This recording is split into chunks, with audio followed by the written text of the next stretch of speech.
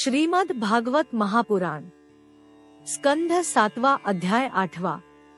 भगवान नृसिंहांचा अवतार, हिरण्यकशिपूचा वध आणि देवतांनी केलेली स्तुती। नारद म्हणतात, प्रल्हादाचे प्रवचन ऐकून दैत्य बालकांनी ते निर्दोष असल्यामुळे स्वीकारले आणि गुरुजींच्या शिक्षणाकडे दुर्लक्ष केले।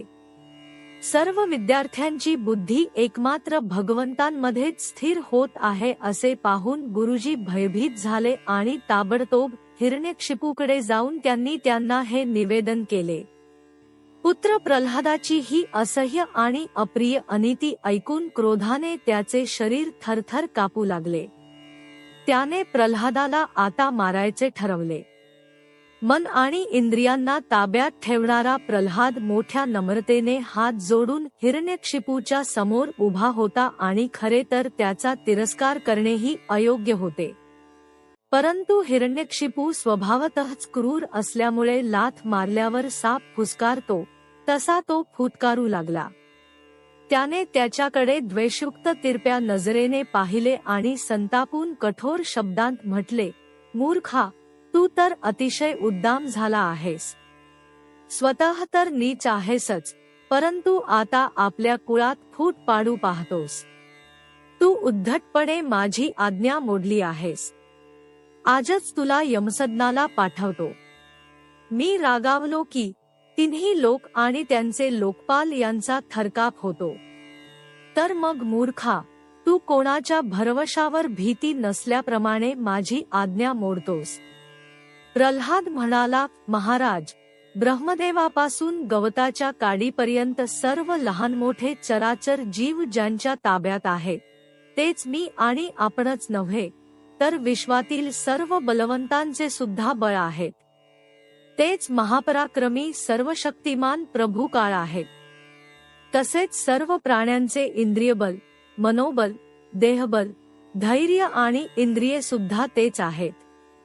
तेच परमेश्वर आपल्या शक्तींच्या द्वारा या विश्वाची निर्मिती, रक्षण आणि संहार करतात।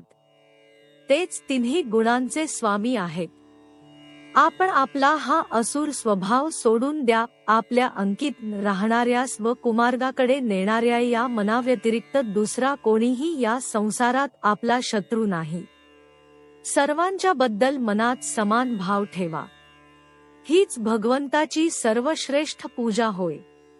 आपले सर्वस्व लुटणाऱ्या या 6 इंद्रियरूपी डाकूंवर आधी विजय प्राप्त करून घेत नाहीत आणि आम्ही 10ही दिशा जिंकल्या आहेत असे काही जण मानतात।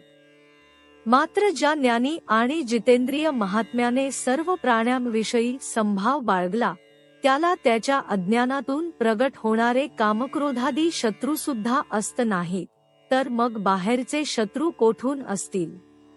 हिरण्यकशिपू म्हणाला, अरे मंदबुद्धी, तुझ्या बरळण्याची तर हद्द झाली। तू खात्रीने मरू इच्छितोस, कारण जो मरणाच्या दारी असतो तोच अशा तऱ्हेची बडबड करतो। अरे अभाग्या, माझ्याखेरी जो कोणी अन्य जगाचा स्वामी आहे असे तू सांगितलेस, तो जगदीश्वर आहे कोठे? तो सर्वत्र असेल तर मग या खांबात का नाही दिसत? वायफळ बडबडणाऱ्या तुझे डोके हामी उडवतो। ज्याच्यावर तुझा एवढा भरवसा आहे, तो तुझा हरी तुझे रक्षण करू दे। तो अत्यंत बलवान महादैत्य अशा प्रकारे भगवंतांच्या परमभक्त असणाऱ्या मुलाला, प्रल्हादाला रागाने वारंवार वेडेवाकडे बोलून त्रास देऊ लागला। नंतर हातात खड्गा घेऊन त्याने सिंहासनावरून खाली उडी मारली आणि अतिशय जोराने तेथील एका खांबावर एक ठोसा मारला। हे राजा, त्याच वेळी त्या खांबातून एक महाभयंकर आवाज ऐकू आला। त्या आवाजाने ब्रह्मांडच फाटले की काय असे वाटू लागले। सत्यलोकापर्यंत जेव्हा तो आवाज पोहोचला, तेव्हा तो ऐकून ब्रह्मदेवादिकांना वाटले की जणू आपल्या लोकात प्रलय होऊ लागला आहे। प्रल्हादाला मारण्यासाठी हिरण्यकशिपूने जेव्हा जोरात उडी मारली, तेव्हा दैत्यसेनापतींचा सुद्धा भयाने थरकाप उडवून देणारा तो अद्भुत आणि अपूर्व आवाज त्याने ऐकला। पण हा आवाज करणारा कोणी त्या सभेत त्याला दिसला नाही। आपले सेवक प्रल्हाद आणि ब्रह्मदेव यांची वाणी सत्य करण्यासाठी आणि सर्व पदार्थांमध्ये आपली व्यापकता दाखविण्यासाठी त्याच वेळी सभेमध्ये त्या खांबातून अतिशय आश्चर्यकारक रूप धारण करून भगवंत प्रगट झाले. ते रूप ना सिंहाचे होते ना मनुष्याचे. हिरण्यकशिपू ज्यावेळी आवाज काढणाऱ्याचा शोध घेत होता, त्याचवेळी खांबातून निघणाऱ्या त्या अद्भुत प्राण्याला त्याने पाहिले. तो विचार करू लागला, हा तर मनुष्य नाही की पशुही नाही, तर मग हा नृसिंह रूपातील अलौकिक प्राणी कोण आहे? तो असा विचार करीत होता, तोच त्याच्या अगदी समोर नृसिंह भगवान उभे राहिले. त्यांचे ते रूप अतिशय भयानक होते. तापलेल्या सोन्याप्रमाणे पिवळे धमक भयानक डोळे होते. जांभई दिल्यामुळे आयाळ इकडे तिकडे फडफडत होती. दाढा अतिशय विक्राळ होत्या, तलवारीप्रमाणे चमकणारी, सुरीप्रमाणे धारदार तीक्ष्ण जीभ होती. भुवया उंचावल्याने त्यांचे मुख अधिकच दारुण दिसत होते. कान वरच्या बाजूला ताठ दिसत होते. फुगविलेले नाक आणि उघडलेले तोंड पहाडातील गुहेप्रमाणे अद्भुत वाटत होते. फाकलेल्या जबड्यामुळे त्याची भयानकता फारच वाढली होती. विशाल शरीर स्वर्गाला स्पर्श करीत होते. मान थोडीशी बुटकी आणि मोठी होती. छाती रुंद आणि कंबर बारीक होती. चंद्रकिरणाप्रमाणे असणारे शुभ्र रोम सर्व शरीरावर चमकत होते. चारी बाजूंना शेकडो हात पसरलेले होते. त्यांची नखे हीच आयुधे होती. त्यांच्या जवळपास फिरकणे सुद्धा अशक्य होते. आपल्या चक्रादी आणि इतरांच्या वज्रादी श्रेष्ठ शस्त्रांनी त्यांनी सर्व दैत्यदानवांना पळवून लावले. हिरण्यकशिपूला वाटले, बहुधा महामायावी विष्णूनेच मला मारण्यासाठी हे सोंग घेतले आहे. परंतु त्याच्या या चालीने माझे काय वाकडे होणार आहे, असे म्हणत आणि गर्जना करीत तो दैत्यरूप हत्ती हिरण्यकशिपू हातात गदा घेऊन नृसिंहावर तुटून पडला. परंतु जसा पतंग आगीत पडल्यावर अदृश्य होतो, तसाच तो दैत्य भगवंतांच्या तेजामध्ये दिसेनासा झाला. सर्व शक्ती आणि तेजाचा आश्रय असणाऱ्या भगवंतांच्या बाबतीत हे काही आश्चर्यकारक नाही. कारण सृष्टीच्या प्रारंभी त्यांनी आपल्या तेजाने तमोगुणरूपी घोर अंधकार सुद्धा नाहीसा केला होता. त्यानंतर त्या दैत्याने अतिशय क्रोधाने हल्ला करून आपली गदा जोराने फिरवून तिने नृसिंहावर प्रहार केला. जसा गरुड सापाला पकडतो, तसे प्रहार करतेवेळीच भगवंतांनी गदेसहित त्या दैत्याला पकडले. ते जेव्हा त्याच्याशी खेळू लागले, तेव्हा जसा खेळ करताना गरुडाच्या पकडीतून साप सुटतो तसा तो दैत्य त्यांच्या हातून निसटला.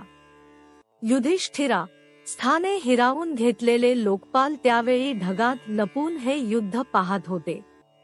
तो भगवंतांच्या हातातून निसटल्याचे पाहताच ते घाबरले. हिरण्यकशिपूलाही असेच वाटले की आपल्या शौर्याला घाबरून नृसिंहाने आपल्याला हातातून सोडून दिले. या विचाराने उत्साहित होऊन ढालतलवार घेऊन तो युद्धासाठी पुन्हा त्यांना जाऊन भिडला.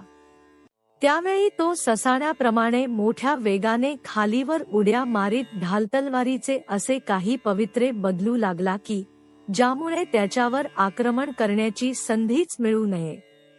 तेव्हा भगवान अत्यंत उच्च स्वराने प्रचंड आवाजात असे हसले की त्यामुळे हिरण्यकशिपूने डोळे मिटले. नंतर साप जसा उंदराला पकडतो, त्याप्रमाणे भगवंतांनी अत्यंत वेगाने झडप घालून त्याला पकडले. ज्याच्या अंगावर वज्राच्या आघातानेही खरचटले नव्हते, तोच आता त्यांच्या हातून सुटण्यासाठी अतिशय धडपड करू लागला. भगवंत त्याला दरवाजात घेऊन गेले आणि त्यांनी आपल्या मांडीवर घेऊन सहजपणे आपल्या नखांनी त्याला असे फाडले की गरुडाने अत्यंत विषारी सापाला फाडावे. त्यावेळी त्यांच्या क्रोधयुक्त भीषण डोळ्यांकडे पाहावत नव्हते. ते आपल्या जिभेने पसरलेल्या तोंडाच्या दोन्ही कडा चाटीत होते. रक्ताच्या चिळकांड्यांनी त्यांचे तोंड आणि आयाळ लाल झाली होती. हत्तीला मारून त्याच्या आतल्यांची माळ गळ्यात घातलेल्या सिंहाप्रमाणे ते दिसत होते. त्यांनी आपल्या तीक्ष्ण नखांनी हिरण्यकशिपूचे पोट फाडून त्याला जमिनीवर आपटले. हजारो दैत्यदानव त्यावेळी हातात शस्त्रे घेऊन भगवंतांवर प्रहार करण्यासाठी आले, परंतु भगवंतांनी चारी बाजूंनी आलेल्या त्यांना आपल्या भुजारूपी सेनेने, लाथांनी आणि नखरूपी शस्त्रांनी मारले. भगवान नृसिंहांच्या आयाळीच्या फटकाऱ्यांनी ढग इतस्ततः विखुरले. त्यांच्या नेत्रांतील तेजाने सूर्यादी ग्रहांचे तेज फिके पडले. त्यांच्या श्वासांच्या जोराने समुद्र खवळले आणि सिंहनादाने भयभीत होऊन हत्ती चित्कार करू लागले. त्यांच्या आयाळीला थडकून देवतांची विमाने अस्ताव्यस्त झाली. स्वर्ग डळमळू लागला. आपटलेल्या पायांच्या धक्क्याने भूकंप होऊ लागले आणि वेगाने पर्वत उडू लागले. तसेच तेजामुळे आकाश आणि दिशा दिसेनाशा झाल्या. यावेळी भगवंतांशी सामना करील असा कोणी दिसत नव्हता. शिवाय त्यांचा क्रोधही वाढतच होता. राजसभेत ते उंच सिंहासनावर जाऊन विराजमान झाले.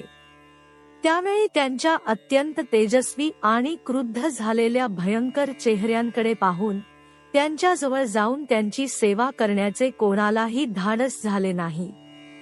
जेव्हा स्वर्गातील देवींना ही आनंदाची बातमी समजली की तिन्ही लोकांची डोकेदुखी असलेला हिरण्यकशिपू युद्धामध्ये भगवंतांच्या हातून मारला गेला, तेव्हा आनंदाने त्यांचे चेहरे प्रफुल्लित झाले. त्या भगवंतांवर वारंवार पुष्पवर्षाव करू लागल्या. त्यावेळी विमानातून आलेल्या देवतांची भगवंतांच्या दर्शनासाठी आकाशात गर्दी झाली. देवांचे ढोल आणि नगारे वाजू लागले. गंधर्वराज गाऊ लागले. अप्सरा नृत्य करू लागल्या. राजा, त्याच वेळी ब्रह्मदेव, इंद्र, शंकर इत्यादी देव, ऋषी, पितर, सिद्ध, विद्याधर, महानाग, मनु, प्रजापती, गंधर्व, अप्सरा, चारण, यक्ष, किंपुरुष, वेताळ, सिद्ध, किन्नर आणि सुनंद, कुमुद वगैरे भगवंतांचे सर्व पार्षद त्यांच्याजवळ आले. सिंहासनावर विराजमान झालेल्या अत्यंत तेजस्वी भगवान नृसिंहांची ते मस्तकावर हात जोडून थोड्या अंतरावरून स्वतंत्रपणे स्तुती करू लागले. ब्रह्मदेव म्हणाले, प्रभो, आपण अनंत आहात. आपल्या शक्तीचा कोणाला अंत लागत नाही. आपला पराक्रम अद्भुत आणि कर्म पवित्र आहे. जरी आपण गुणांच्या द्वारा आपल्या लीलेनेच संपूर्ण विश्वाची उत्पत्ती, पालन आणि प्रलय करीत असला तरी स्वतः निर्विकार असता. मी आपणास नमस्कार करतो. श्रीरुद्र म्हणाले, कल्पाचा शेवट करण्यासाठी आपण क्रोध धारण करता, पण ज्या तुच्छ दैत्याला मारण्यासाठी आपण आज क्रुद्ध झालात तो मारला गेला आहे. हे भक्तवत्सल प्रभो, आपण आपल्या या भक्ताचे रक्षण करावे. इंद्र म्हणाले, हे परमात्मन नरसिंहा, आपण आमचे रक्षण करून आमचे जे यज्ञभाग आम्हाला परत मिळवून दिले ते वास्तविक आपलेच आहे. दैत्याच्या त्रासाने मिटलेले आमचे हृदयकमल आपण प्रफुल्लित केले, ते सुद्धा आपलेच निवासस्थान आहे.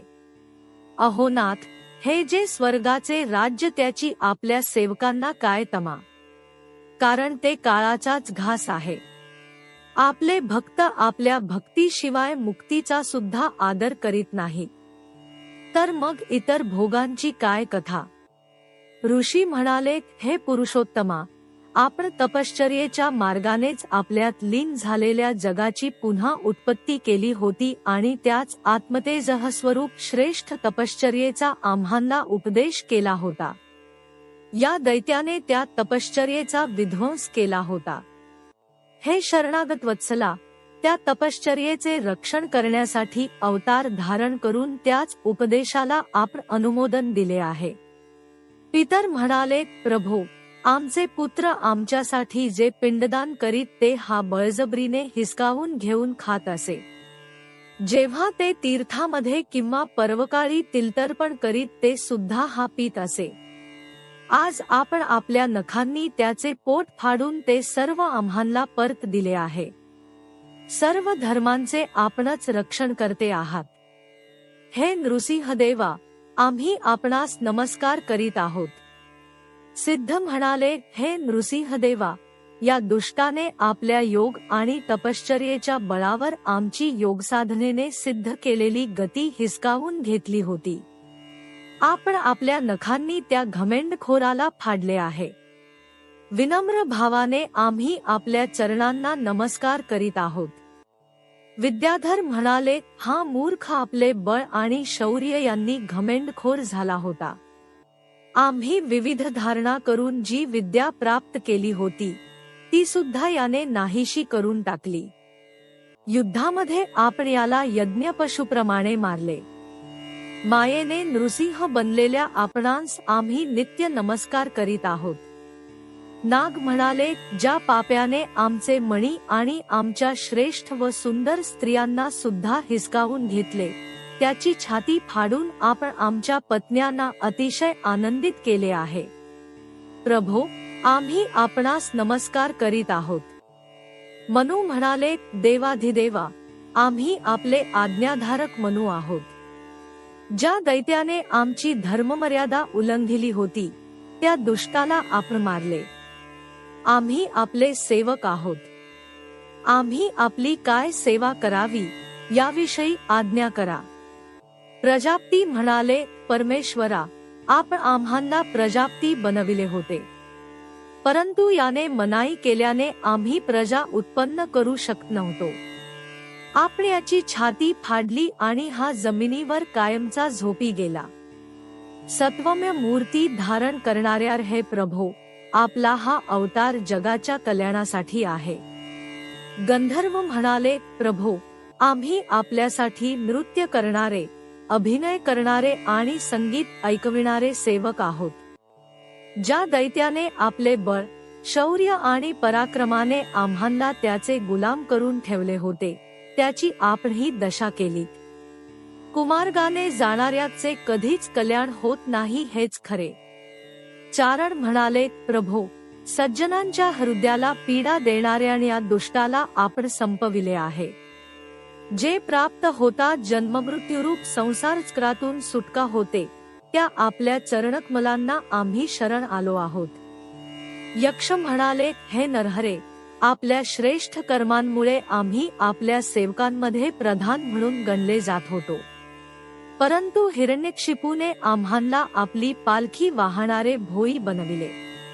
हे प्रकृतीच्या नियामक परमात्म्या, याच्यामुळे लोकांना होणाऱ्या कष्टाच्या जाणीवेनेच आपण त्याला मारले आहे. किंपुरुष म्हणाले, आम्ही अत्यंत तुच्छ असे किंपुरुष आहोत आणि आपण सर्वशक्तिमान महापुरुष आहात. सत्पुरुषांनी याला धिक्करले म्हणूनच हा कुपुरुष झाला. वैतालिक म्हणाले, भगवन, मोठमोठ्या सभा आणि ज्ञानयज्ञांमध्ये आम्ही आपल्या निर्मल यशाचे गायन करून मोठी प्रतिष्ठा प्राप्त करून घेत होतो. या दुष्टाने आमचे ते उपजीविकेचे साधनच नष्ट केले होते. महारोगाप्रमाणे या दुष्टाला आपण मुळापासून उखडून टाकले, ही मोठी सौभाग्याची गोष्ट आहे. किन्नर म्हणाले, आम्ही किन्नरगण आपले सेवक आहोत. ह्या दैत्याने आम्हांना वेठबिगार केले होते. हे हरे, आज आपण या पाप्याला नष्ट केले. हे नरसिंह प्रभो, अशीच आपण आमची भरभराट करीत राहावे. भगवंतांचे पार्षद म्हणाले, शरणागत वत्सला, सर्व लोकांना शांती प्रदान करणारे आपले हे अलौकिक नृसिंहरूप आम्ही आजच पाहिले आहे. भगवन, ज्याला संकादिकांनी शाप दिला होता तोच हा आपला आज्ञाधारक सेवक. आम्ही असे समजतो की आपण कृपाळूपणे याचा उद्धार करण्यासाठीच याचा वध केला आहे. स्कंध 7 अध्याय 8 समाप्त. हरि ओम तत्सत.